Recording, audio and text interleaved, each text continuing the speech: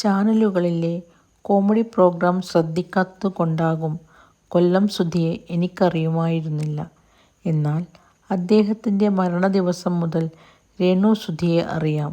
Performer ആയ രേണു സുധിയുടെ ഭർത്താവ് എന്ന നിലയിലല്ലാതെ കൊല്ലം സുധിയെ ഒരു പെർഫോമറായി ഞാൻ കണ്ടിട്ടേയില്ല. പിന്നോട്ട് ഓടിപ്പോയി കാണണമെന്നൊന്നും തോന്നിയിട്ടുമില്ല. രേണു സുധിയുടെ വീഡിയോയും റീൽസും നമ്മൾ ആഗ്രഹിച്ചാലും ഇല്ലെങ്കിലും നമുക്ക് കാണാതിരിക്കാൻ നിർവാഹമില്ല എന്ന തരത്തിൽ തിക്കിത്തിരക്കി നമ്മളിലേക്ക് വരുന്നുണ്ട്.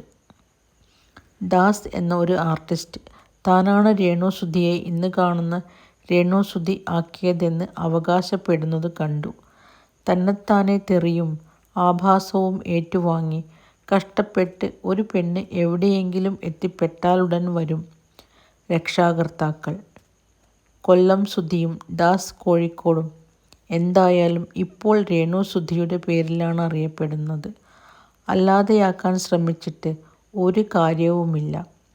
പൊട്ടിപ്പെണ്ണെന്ന മട്ടിൽ ഒന്നാന്തരം ഗെയിമുകൾ കളിക്കാനറിയുന്ന രേണു സുധി ഇപ്പോൾ പറയുന്നതിലും മികച്ച വർത്തമാനം പറഞ്ഞു തുടങ്ങും.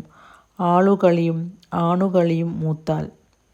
അവർക്കറിയാം ഹ്രസ്വകാലത്തേക്കാണെങ്കിൽ പോലും തൻ്റെ നിലം ഒരുക്കിയെടുക്കാൻ താൻ പെടുന്ന പാട്. കാലത്തിനൊത്ത കോലം കെട്ടാനും വേണം ഒരു സാമർഥ്യം. അതിനിടയിൽ നമ്മുടെ ഇഷ്ടമോ ഇഷ്ടക്കേടോ വെറുപ്പോ രേണു സുധി കാര്യമാക്കുന്നില്ല. അവർ തൻ്റെ സമയം പരമാവധി പ്രയോജനപ്പെടുത്തുകയാണ്.